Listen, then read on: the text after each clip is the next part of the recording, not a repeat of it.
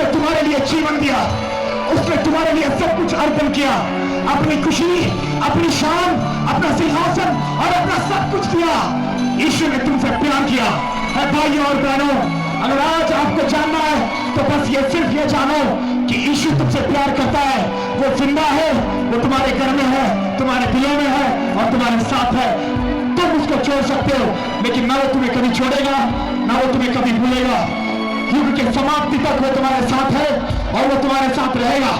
यीशु तुमसे प्यार करता है। भाइयों और बहनों, अगर आज अपनी जिंदगी उसके हवाले करना चाहते हो तो तैयार हो जाओ। कुछ ही क्षण में आपको बुलावा आएगा, यीशु के पास से एक ऐसा बुलावा आएगा कि वो कहेगा कि मेरे बेटे है, मेरे बेटी है, मेरे बेटे, अगर तुम मुझसे प्यार करता है तो उठ, आजा मेरे साथ, चलते हैं, मेरे साथ साथ चल। हालेलुया, ग्लोरी टू जीसस, यीशु की महिमा, ग्लोरी टू जीसस, यीशु की महिमा, हालेलुया, ग्लोरी जीसस, यीशु की महिमा, ग्लोरी जीसस। ಪರಿಶುದ್ಧ ಯೇಸುವೇ. Brothers and sisters, please be seated. ಪ್ರಿಯ ಸಹೋದರ ಸಹೋದರಿ, ದಯಮಾಡಿ ಕೂತ್ಕೊಳ್ಳ್ರಿ. We will share a word of God for 5-10 minutes. 5-10 ನಿಮಿಷ ನಾವು ದೇವರ ವಾಕ್ಯ ನೋಡೋಣ. And God is going to talk to you today. ಇವತ್ತು ದೇವರು ನಿಮ್ಮನ್ನು ಮುಟ್ತಾನೆ. He wants you to walk with him today. ಇವತ್ತು ಆತ ನಿಮ್ಮ ಜೊತೆಯಲ್ಲಿ ನಡಿಬೇಕೆಂದು ಇಷ್ಟಪಡ್ತಾ ಇದ್ದಾನೆ. Wonderful healings have taken place. ಅದ್ಭುತವಾದ ಸ್ವಸ್ಥತೆಗಳು ನಡೆದಿವೆ. Is that true? Is that true, my dear sisters? ನನ್ನ ಪ್ರಿಯ ಸಹೋದರರು, ನಿಜವಲ್ಲವೋ? God is very passionate to heal the people. ಜನರನ್ನು ಗುಣಪಡಿಸಲಿಕ್ಕೆ ದೇವರು ಬಹಳ ಆಶೆಯುಳ್ಳವನಾಗಿದ್ದಾನೆ. He wants to heal you. ಆತ ನಿಮ್ಮನ್ನು ಗುಣಪಡಿಸಬೇಕೆಂದಿದ್ದಾನೆ. Because he is healer. ಯಾಕಂದ್ರೆ ಆತನು ವೈದ್ಯನು ಗುಣಪಡಿಸುವವನು. He wants to touch you. ಆತ ನಿಮ್ಮನ್ನು ಮುಟ್ಟಬೇಕೆಂದಿದ್ದಾನೆ. Because he is only perfect touch. ಯಾಕಂದ್ರೆ ಆತನ ಸ್ಪರ್ಶ ಮಾತ್ರ ಪರಿಪೂರ್ಣವಾದ ಸ್ಪರ್ಶ. He is only a perfect person to touch you. ನಿಮ್ಮನ್ನು ಮುಟ್ಲಿಕ್ಕೆ ಆತನೊಬ್ಬನು ಮಾತ್ರ ಪರಿಪೂರ್ಣವಾದ ವ್ಯಕ್ತಿ. Nobody can touch you and give you wisdom. ಯಾರು ನಿಮ್ಮನ್ನು ಮುಟ್ಟಿ ನಿಮಗೆ ಜ್ಞಾನ ಕೊಡಲಿಕ್ಕಾಗುವುದಿಲ್ಲ. Nobody can touch you and tell you what you have to do. ನಿಮ್ಗೆ ಯಾರು ನಿಮ್ಮನ್ನು ಮುಟ್ಟಿ ಏನು ಮಾಡಬೇಕೆಂದು ಹೇಳಲಿಕ್ಕೆ ಆಗುವುದಿಲ್ಲ. But it's only Jesus can touch you. ಆದ್ರೆ ಯೇಸು ಮಾತ್ರ ನಿಮ್ಮನ್ನು ಮುಟ್ಲಿಕ್ಕೆ ಆಗ್ತದೆ. It's only Jesus can touch you. ಯೇಸು ಮಾತ್ರ ನಿಮ್ಮನ್ನು ಮುಟ್ಲಿಕ್ಕೆ ಆಗ್ತದೆ. There is a sister with thyroid problem. Thyroid ಸಮಸ್ಯೆಯಿಂದ ಬಾಧೆಪಟ್ಟಿರುವಂತಹ ಸಹೋದರನಿಗೆ ಒಬ್ಬರಲ್ಲಿದ್ದೀರಿ. You can only talk for 5 to 10 minutes in a day. ಒಂದು ದಿವಸದಲ್ಲಿ 5 ರಿಂದ 10 ನಿಮಿಷ ಮಾತ್ರ ನೀವು ಮಾತಾಡಲಿಕ್ಕಾಗ್ತದೆ. Sister, come forward. ಸಹೋದರಿ, ಮುಂದೆ ಬನ್ನಿ. Your thyroid problem is going out from your body now. ನಿಮ್ಮ ದೇಹದೊಳಗಿನ ಗಟ್ಟಲಿಂದ ಥೈರಾಯ್ಡ್ ಸಮಸ್ಯೆ ಬಿಟ್ಟು ಹೋಗ್ತಾ ಇದೆ. Doctor told you do not talk too much. ನೀವು ಬಹಳ ಮಾತಾಡಬಾರದು ಎಂಬುದಾಗಿ ಡಾಕ್ಟರ್ ಹೇಳಿದ್ದಾರೆ. The blood will come out of your mouth. ನಿಮ್ಮ ರಕ್ತ ನಿಮ್ಮ ಬಾಯದಿಂದ ಹೊರಗೆ ಬರ್ತದೆ. You are doing blood vomiting. ನೀವು ರಕ್ತವನ್ನು ವಾಂತಿ ಮಾಡಿಕೊಳ್ತಾ ಇದ್ದೀರಿ. Dear sister, ಪ್ರಿಯ ಸಹೋದರಿ, come forward. ಮುಂದೆ ಬನ್ನಿ. Come forward. ಮುಂದೆ ಬನ್ನಿ. God is going to touch you today. ಇವತ್ತು ದೇವರು ನಿಮ್ಮನ್ನು ಮುಟ್ತಾನೆ.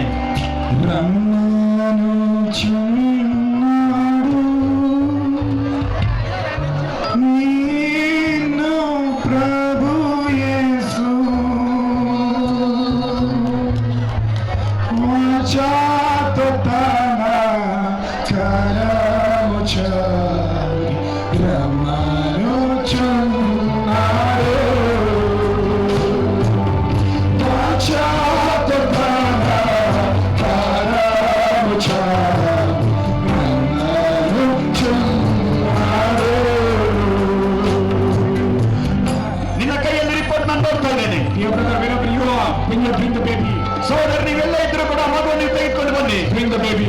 ಆ ಮಗುವನ್ನು ಕರ್ಕೊಂಡು ಬನ್ನಿ. God is going to heal her now. ಈಗ ದೇವರ ಆಕೆಯನ್ನು ಗುಣಪಡಿಸಿದ್ದಾನೆ. He has already healed the baby now. ಆದರೆ ಈಗಾಗಲೇ ಮಗುವನ್ನು ಗುಣಪಡಿಸಿದ್ದಾನೆ. Thank you very much, Jesus. Thank you, Jesus. ನಿನಗೆ ವಂದನೆ ಯೇಸುವೇ. Wonderful Jesus is here. ಅದ್ಭುತವಾದ ಯೇಸುವಿದ್ದಾನೆ. Father, ತಂದೆ, come.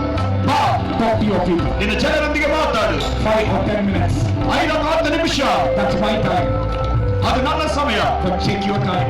ಅದು ನಿನ್ನ ಸಮಯ ತೆಗೆದುಕೋ. Talk to your people. ನಿನ್ನ ಜನರೊಂದಿಗೆ ಮಾತಾಡು. Today everybody shall be delivered. ಇವತ್ತು ಪ್ರತಿಯೊಬ್ಬರು ಬಿಡುಗಡೆ ಹೊಂದಬೇಕು. Look at them, Lord. ಅವರನ್ನು ನೋಡಿ ಕಾಡ್ತಾನೆ. Look at that wonderful sister. ಆ ಅದ್ಭುತವಾದ ಸಹೋದರಿಯನ್ನು ನೋಡು. Please look at her. ದಯವಿಟ್ಟು ಅವರನ್ನು ನೋಡಿ ಕಾಡ್ತಾನೆ. Hey, you touch her. ನೀನು ಆಕೆಯನ್ನು ಬಿಟ್ಟು Please deliver. ದಯವಿಟ್ಟು ಆಕೆಯನ್ನು ಬಿಡುಗಡೆ ಮಾಡು. Please deliver.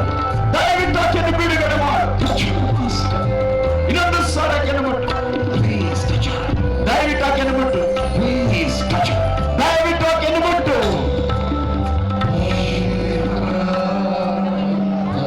Talk to us, Lord. ನಮ್ಮ ನಮ್ಮೊಂದಿಗೆ ಮಾತಾಡಕರ್ತನೆ. In Jesus' name I pray. ಯೇಸುವಿನ ನಾಮದಲ್ಲಿ ನಾನು ಪ್ರಾರ್ಥಿಸ್ತೇನೆ. Holy Spirit, Daddy. ಪವಿತ್ರಾತ್ಮನಾದ ತಂದೆ, Holy Spirit, Daddy. In Jesus' name I pray. Holy Spirit, Daddy.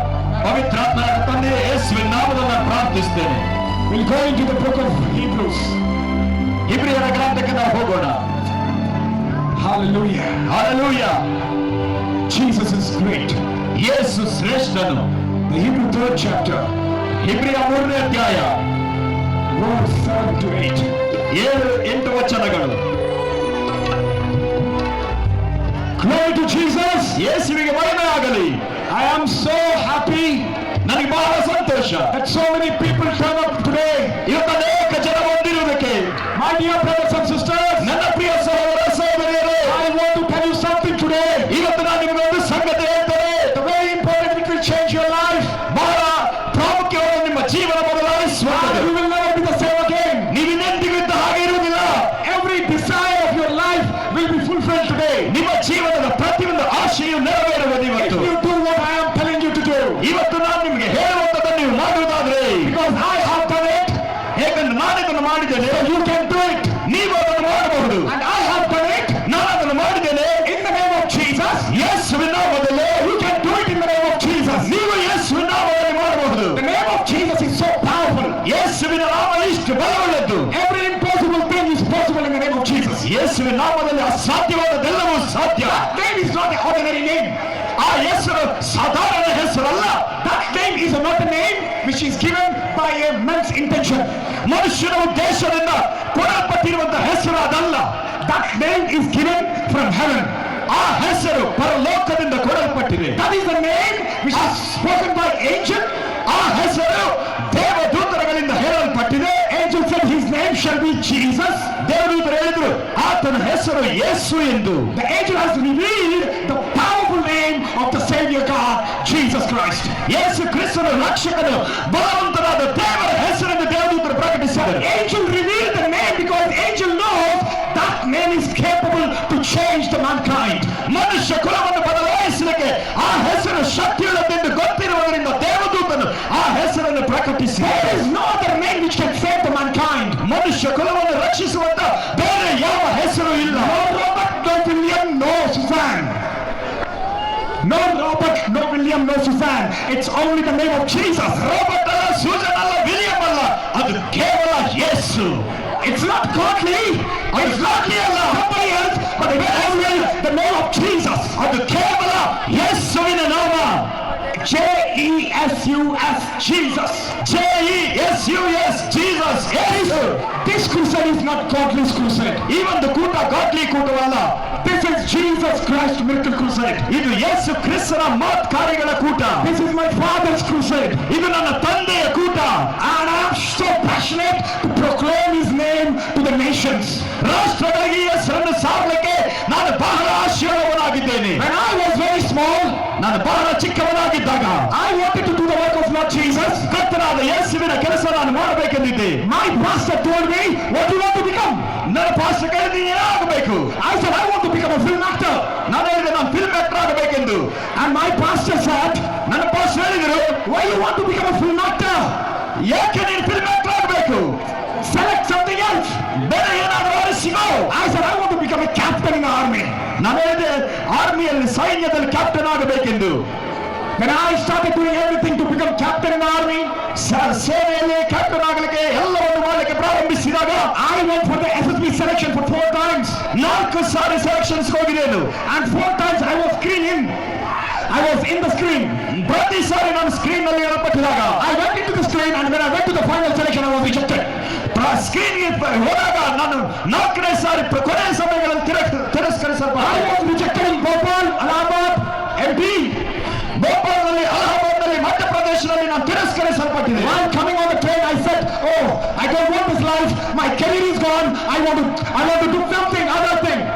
ನಾನು ಟ್ರೈನ್ ನಲ್ಲಿ ಬರ್ತಿರುವಾಗ ಅಂದ್ಕೊಂಡೆ ನಮ್ಗಿದಾಗಲಿಲ್ಲ, ನನ್ನ ಜೀವನ ಏನಾಗಲಿಲ್ಲ, ಬೇರೆ ಏನಾದ್ರೂ ಮಾಡಬೇಕು. All different kind of thoughts were coming into my brain.